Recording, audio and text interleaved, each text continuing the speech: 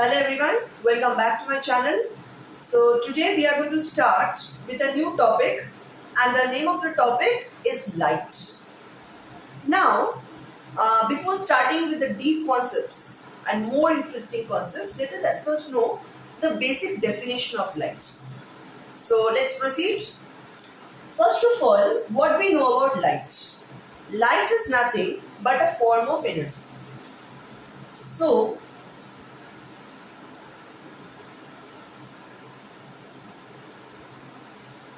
form of energy. Now, how to justify it as a form of energy? Let's not go to physics. Let's take a part of biology. We know a chapter was there in biology when we were in primary classes, that is the five sense organs. Now, in the five sense organs, what are our five sense organs? Ear, eyes, nose, skin, tongue. These are our five sense organs. Now forget about everything. Just know one thing, that is when I have explained you the concept of sound. If you have watched my video carefully, there maybe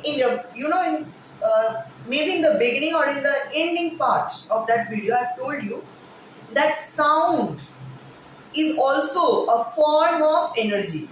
I don't remember in which part of the video I have told, but I have said that sound is also a form of energy.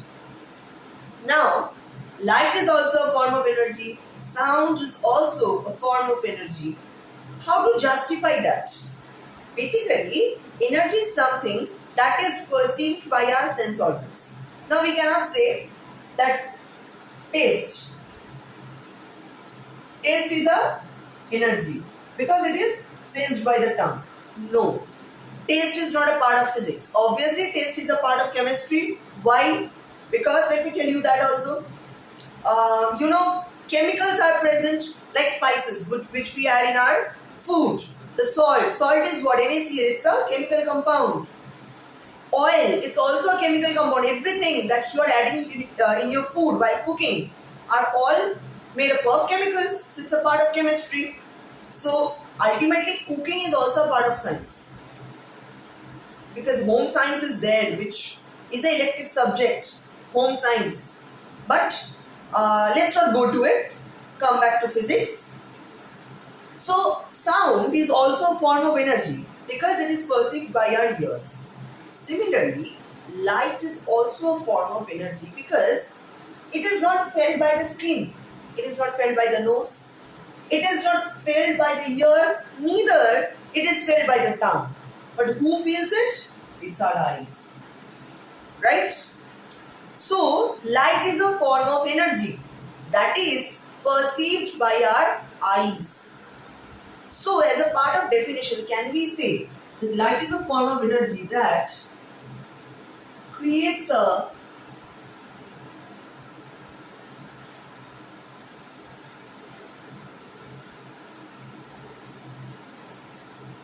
sensation of vision? Like suppose if I turn off the light, will you be able to see the board? No.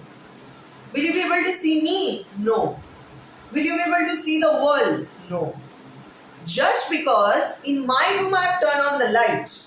Light is falling on me, light is falling on the board, light is falling on the wall, and it is reflected towards my camera. That's why it is visible to you. So it is creating what? It is creating a sensation of vision. Let's not go to that also. Take my example. I can see the mobile in front of me. I can see the board. I can see the book. I can see the duster which is kept in front of me. Why? Because light is reflected from that object and that is sensed by my eyes, whose image is created in my brain, and that is making me see the objects that is present around me. So light is a form of energy which is creating a sensation of vision. Done? That was the basics. Now let's come to the chapter, the main part, which starts with reflection. Basically, light can travel through, light can travel, we can say that only, light can travel through two phenomena. Now I should not say light can travel, just to make it easier. It's not a proper definition, or it's not a proper way of saying. But just to make it easier for you to understand, I am saying light can travel or light can be perceived in two ways. One is reflection, another is refraction. Again saying light can be perceived, light can travel by two ways. All these sentences are not appropriate. It's very much inappropriate. It's wrong. But why is it correct? Because I'm explaining you I'm trying to explain you in an easier way. So for that it's okay, but for examinations and all, it's not right to say that light can travel in these two process or phenomena. We cannot say. But to make you understand, I'm using this line, okay? But do not note it. So reflection and refraction. What is reflection? What is refraction? Reflection is where we have only one medium. That is, suppose I have a surface, light is falling on this surface and light is getting reflected back. This is reflection. Suppose if this is your air, while incidenting on a surface, the light while incidenting on a surface, that medium was air. And when it is getting reflected back, air will not turn into water. Air will remain to be air. But what is refraction when we have two medium? Like, if there is one medium, suppose here we have air and here we have water, H2O. This is the thing, the light will bend. Okay? Like here what happened was, it reflected like that. But here the light is not going to be reflected. Why? Because this phenomena was reflection and this is refraction. What happens here? Light bends.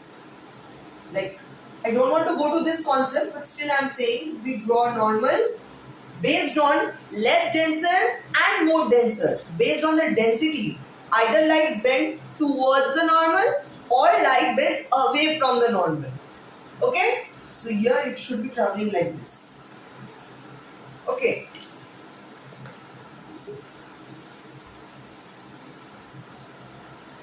So this is the first concept that we need to know. Now in our today's scope, we don't have refraction, but we have reflection. So I will not say much about reflection because I have many important topics to be covered. Okay, so I will not talk about reflection much, but let me tell you the basics. First of all, if this is your surface, reflecting surface, this is represented by this, what should I say? Scratched lines.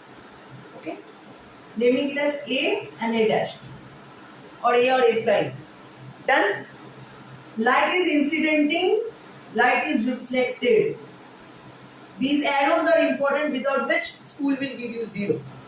Arrows must while you are drawing ray diagrams. What are ray diagrams? I will come to it when I will tell you about spherical mirrors. Maybe it will be new to you, but I will try to give my best to make it easy.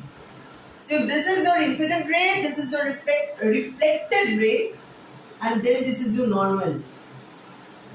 What is this? This is your incident ray.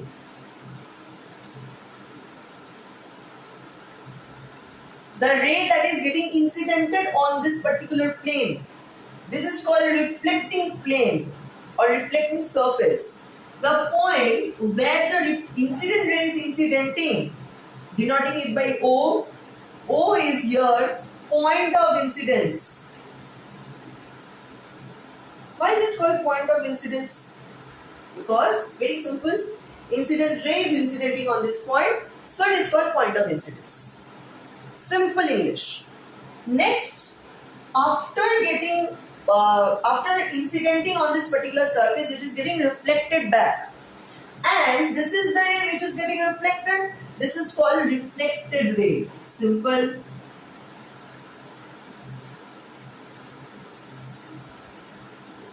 And another thing we have, let it be B. This line, BO. This is called normal. Normal, another name of normal is perpendicular. This is an imaginary line. Okay, this is an imaginary line. Like suppose from the bulb which is turned on, light is incidenting on this board and it is getting reflected. Can you see any normal? Obviously you cannot see the light is incidenting and reflected. You cannot see that also. So you cannot see any of them. You can just see the object from where the light is getting reflected. But you will not be able to see that yes, ray is going, ray is reflected. No, you cannot see that. So this particular line is an imaginary line. Why? To prove a law of reflection.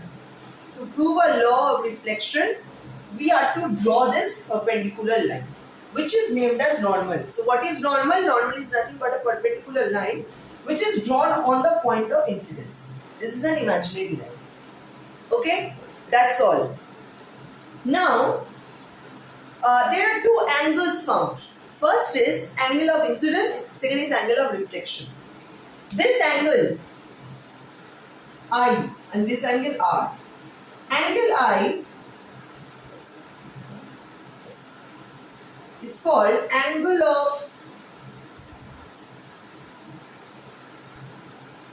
incidence and angle R is called angle of reflection.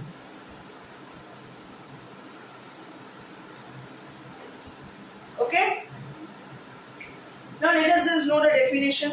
The angle formed between the incident ray and the normal. I repeat, the angle formed between the incident ray and the normal denoted by I is the angle of incidence, and the angle formed in between the reflected ray and the normal is called angle of reflection. Simple. That was all. Now coming to, this is called plane of reflection that I have already said. Okay. Now laws of reflection.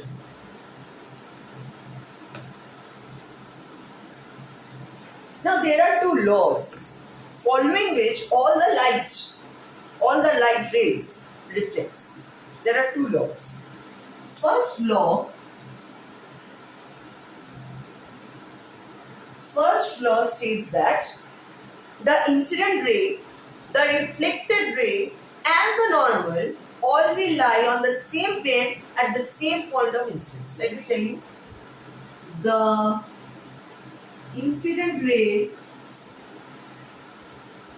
comma, reflected ray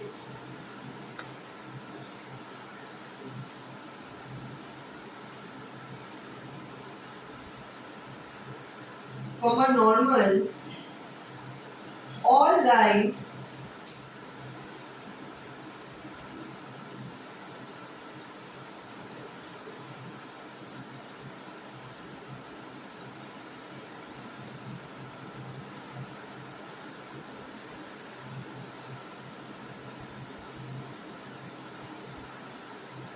at the point of incidence. So it can be verified from this diagram only. See, the reflected, this is the incident ray, the reflected ray, the normal, all are lying on the same plane, that is A and A dash, at the point of incidence. So this is proved, all lie on the same plane. This is proved. Second point is saying that at the point of incidence, this is the point of incidence, that is O. So isn't it lying at the point of incidence? Yes, it is lying. So first point verified. Second point you will not be able to verify it from the diagram, but it is followed. Number 2 is angle of incidence is always equals to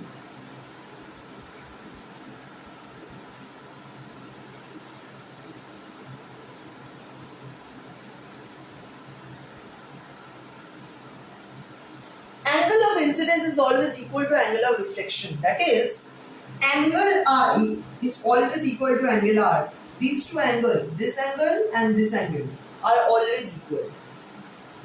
Okay? In anywhere, reflection, if reflection takes place, then the angle which will be formed between the incident ray and the normal, and the angle which will be formed in between the reflected ray and the normal, both the angles will be same. So if this is theta, this will also be theta. So if theta is suppose 30, then in both the cases this will be 30, this will be 30. Done? Numericals come from here. What kind of a numerical? Suppose this full thing is said to be, suppose 90 degree. Not 90. Suppose 80 degree. This full thing is said to be 80 degree. And the question is asking to find angle of incidence and angle of reflection. How to find? We know both the angles are similar. So let the angles be theta. Let the angles be theta. Therefore, since angle of reflection and angle of incidence are same, so both the angles can be theta. And it is said that both the angles, the summation of both the angles is 80. So theta plus theta. Why? Because this is theta, this is also theta. Equals to 80 degree. Right?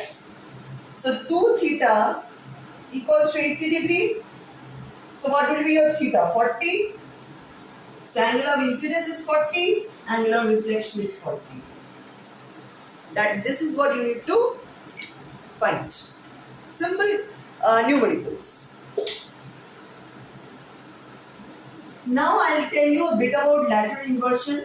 I will not be telling you about the image formation of a point object and all, because they are not so important. The important ones are the ray diagrams, which for spherical mirrors. For plane mirrors also we have 2 diagrams, but they are not so important, so I will not be covering that. What I will cover is there are a number of ray diagrams for spherical mirrors that I will be covering. Maybe not in today's video, but in my next video I will be doing that.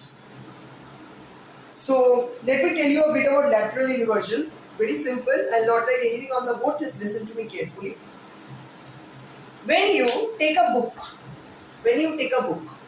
suppose I have to use the board, without which I cannot explain. This you can see as B. This you can see as B. But when you will be taking it in front of a mirror, if you are taking this particular text, suppose I have written BAT, bat, or suppose back. If you take this word in front of a mirror, how will it look? Will it not look like this? Will it not look like this? Obviously it will be looking like this. If I make a mistake here in writing, forgive me for that. Okay. So it will be looking like this. This is called mirror image. So this is called lateral inversion. See here, the right side of B, this is the right side of B, is becoming the left. Why not A? Because A is lateral inversion resistant. That is, lateral inversion does not play any part with letters like A, U, okay, W, O, like these letters. Because after lateral inversion also they remain the same. But these things change, totally they change. Because the right of this letters is becoming the left and the left of these letters are becoming the right. Similarly, if you are placing your hand in front of a mirror, you will see same kind of phenomena, that is lateral inversion. Done? That was all for your first part. I will not be saying anything more than this. Now let's come to image formation in pair mirrors. Very interesting, very interesting. Very small concept but interesting. First of all, understand what we mean by pair mirrors. Pair mirror means 2 mirrors. 2 mirrors kept at an angle. 2 mirrors kept at an angle are the pair mirrors. Suppose you have taken one mirror like this, another mirror like this. Mirrors are always represented by these scratch lines. This can be a pair mirror. Also, one more kind of pair mirror is found like this. Now you will say that no, how can it be pair mirror? You said that it should always be kept at an angle. Where is the angle? Maybe here angle is not met, but still we can find the value of angle. What is the angle? You suppose if this is a theta, suppose theta is greater than 0. Here theta is greater than 0. But here, since there is no angle, so theta will be what? 0. Right? So these can also be paired mirrors. Now, let's go. I am going to the means in the order which is present in my reference material. In that order only I am going. Reference material in the sense the book. So there are two cases, case 1 and case 2. Now, case 1 and case 2, let's go like this.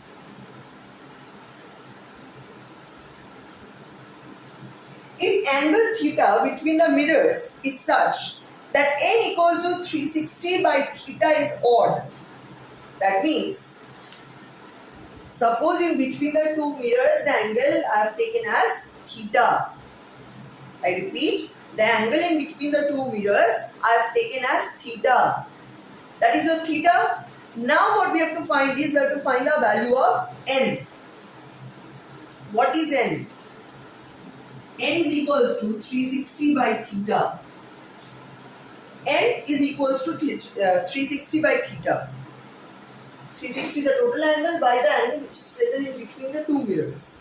If it is 0 also, 360 by 0. You will have something, another scenario, I will come to it. So 360 by theta gives the value of n. Right?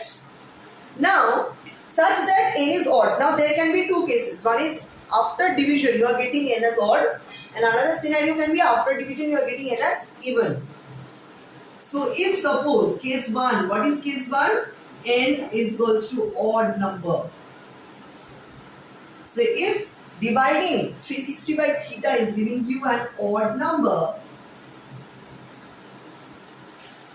then there can be two scenarios. One is if the number of images is n when the object is placed asymmetrically in between the mirrors. Now there is a concept: symmetrically placed object, asymmetrically placed object.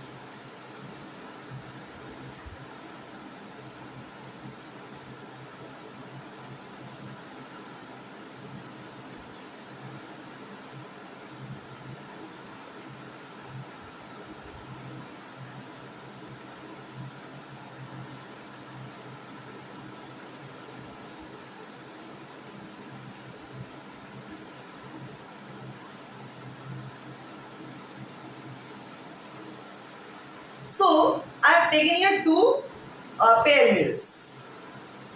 Now, do we know that there is a concept in maths, or there is a topic in maths called angle bisector? What is angle bisector? Suppose if this is the angle in between, then if I am drawing here,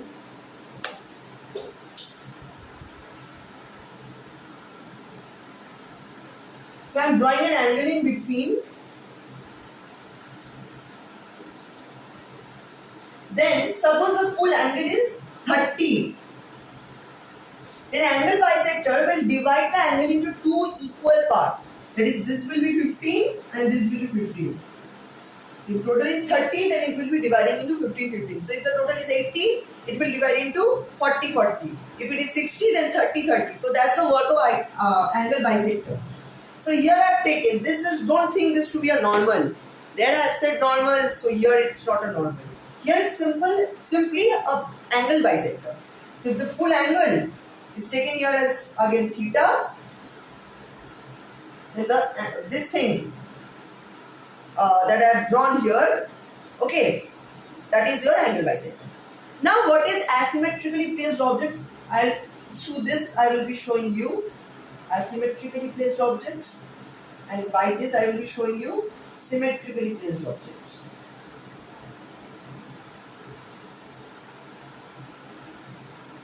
Okay, so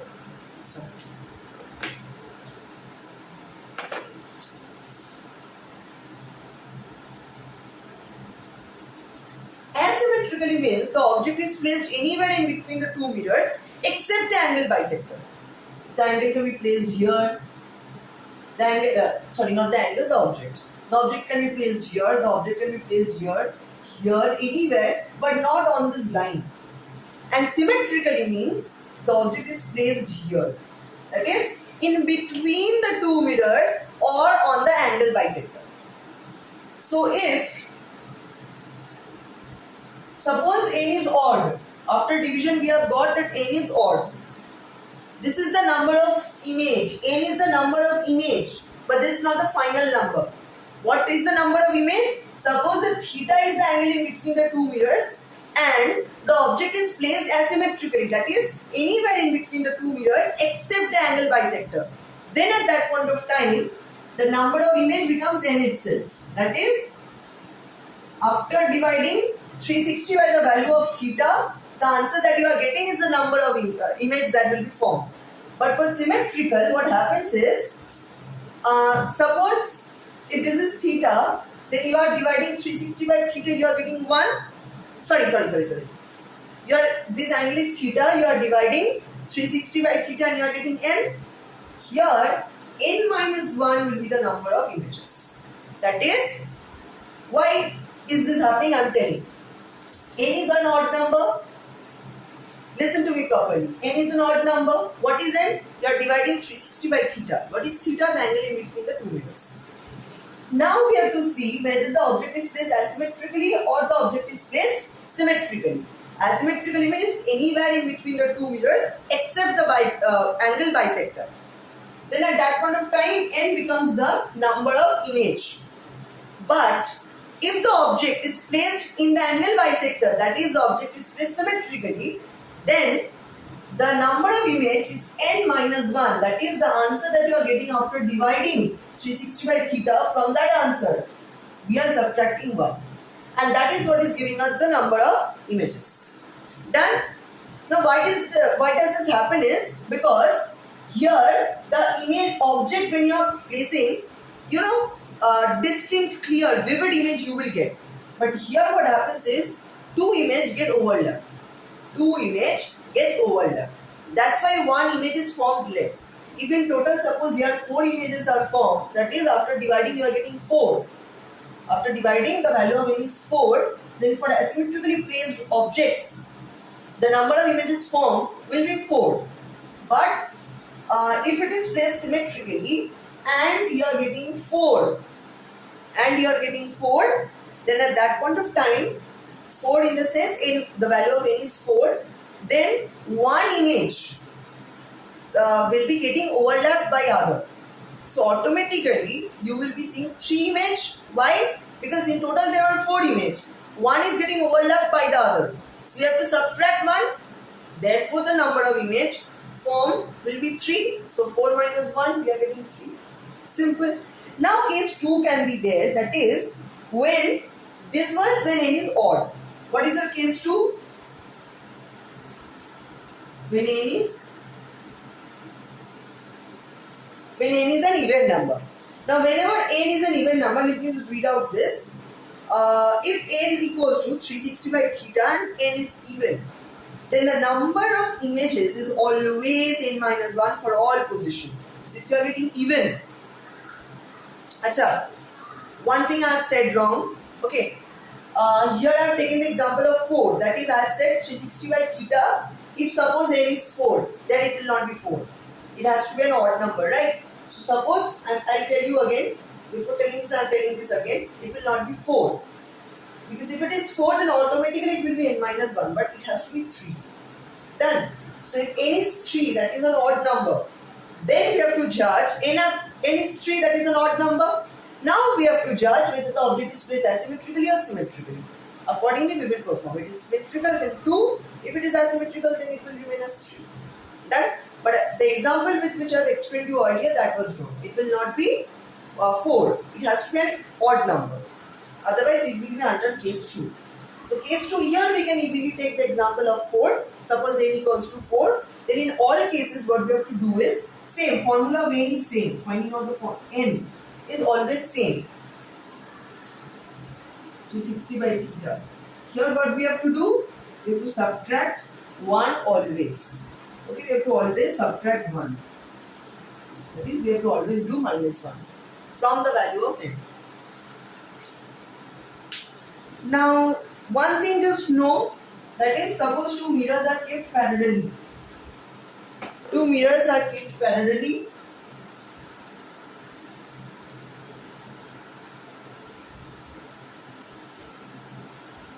Then what is the angle in between the two mirrors? I have said already, theta is 0.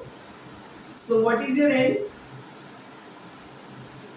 360 by theta. So N equals to 360 by 0.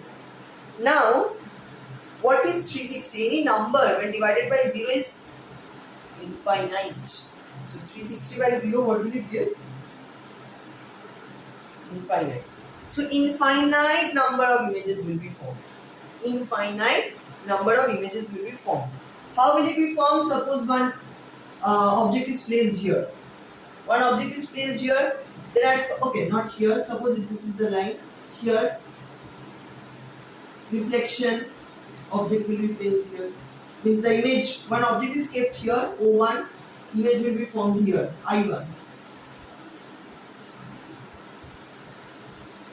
Okay? Again here, O2 will be formed, sorry, I2. From here again, another reflection will take place. Like this it will go on.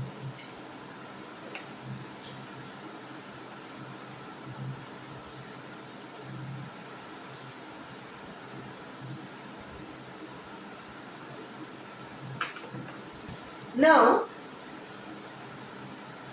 if suppose mirrors are kept perpendicular to each other, that is, perpendicular means what? 90. So 360 by 90 is what? 4, and it is even. 4 is even, so n minus 1, 3. Number of images will be 3.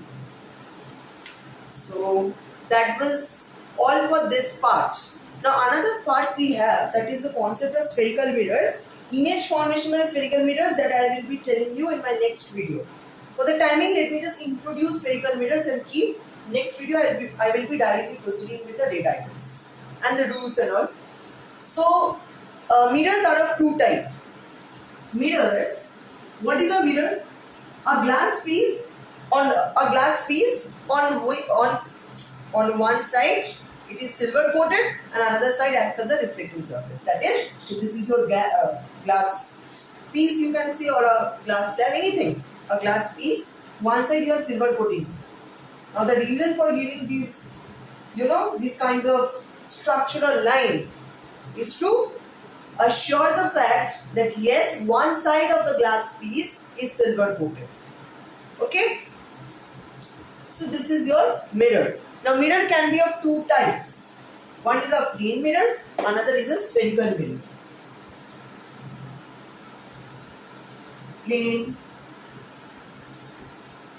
spherical. Spherical mirror can again be of two types. Convex, concave. Convex and concave. Plane mirror is a normal plane mirror that is kept in our home. And spherical mirror means either the mirror will be like this or it will be like this. Okay?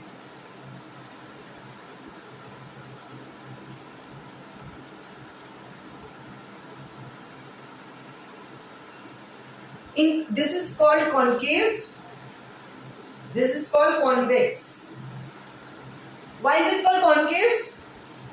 Now, why is it called? We don't have any answer to that question. But there is a trick to remember that this is concave and this is convex. See, in the name concave, there is a cave. In the name, there is a word cave. Cave is what? Cave is what? No need to, I don't think I have to explain that what is a cave. You very well know. So, if I am imagining that this is a cave, then light ray is going inside a cave. Light ray is going inside the cave. In Bengali, if I say, এটা যদি একটা গুহা হয় তাহলে আমরা গুহার ভেতরে ঢুকি, রাইট? তো যদি এটা একটা ইনসিডেন্ট রে হয়, আমরা এর ভেতরে ঢুকছি। তো আমরা এটাকে যদি আমরা একটা মানুষ ভাবি, ইনসিডেন্ট রেটাকে, আর যদি আমরা কনকেভ মিররটাকে, পোর্শনটাকে যদি আমরা একটা গুহা ভাবি, তাহলে আমরা ভেতরে ঢুকছি, ইনসিডেন্টের ভেতরে ঢুকছে, তার জন্য এটা কনকেভ বলছি। One more thing is that this side is the reflecting surface. This side is the reflecting surface. And here, convex. Obviously, one is concave, another will be convex. Simple. That you have to understand. Remember, no trick for that. If you are remembering that this kind of structure is called concave, automatically another will be your convex. যেখানে কি হচ্ছে, এখানে আমরা গুহার মতো তো কোনো structure পাচ্ছি না, কিন্তু এখানে এই যে পোর্শনটা যেটা বাল্জ আউট করছে সেই পোর্শনটা হচ্ছে আমার reflecting surface. So this is my reflecting surface over here, and here this is my reflecting surface.